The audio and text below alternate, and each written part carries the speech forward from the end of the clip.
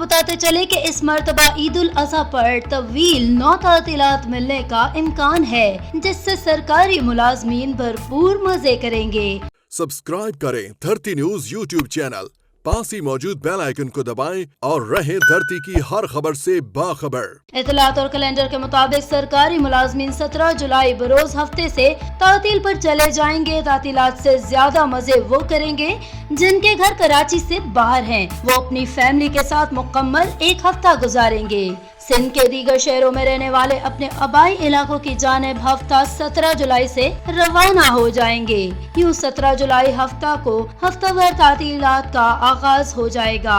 18 जुलाई को इतवार की छुट्टी, जबकि 20 जुलाई को हज की छुट्टी होने का इम्कान है।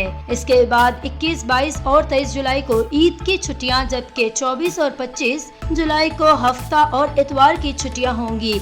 इस तरह शहरियों को 17 जुलाई से 25 जुलाई तक ईद की 9 तातीलात मिल जाएंगी।